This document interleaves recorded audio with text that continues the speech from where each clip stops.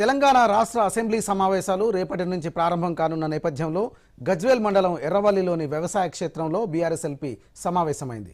Assembly సమావేశాల్లో అనుసరించాల్సిన వ్యూహాలపై party ఎమ్మెల్యేలు ఎమ్మెల్సీలకు ఆ పార్టీ అధ్యక్షుడు కేసీఆర్ దిశానిర్దేశం చేశారు. మండలి ప్రతిపక్ష నేత మధుసూదనాచారి, సీనియర్ నేతలు మహమూద్ అలీ, కేటీఆర్, హరీష్ రావు, పార్టీ ఎమ్మెల్యేలు ఎమ్మెల్సీలు హాజరయ్యారు. ఉభయ సభల్లో లేవనెత్తాల్సిన అంశాలు, అనుసరించాల్సిన కార్యాచరణ సహా ప్రభుత్వ వైఖరికి సంబంధించిన అంశాలపై సమావేశంలో చర్చించారు.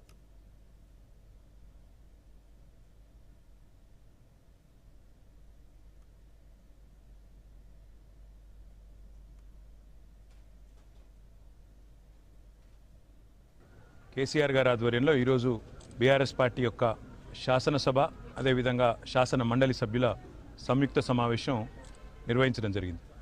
ఇందులో పెద్దలు కేసీఆర్ గారు చాలా వివరంగా అన్ని విషయాల్లో కూడా పార్టీ యొక్క సభ్యులకు, పార్టీ యొక్క నాయకులకు దిశానిర్దేశం చేయడం జరిగింది.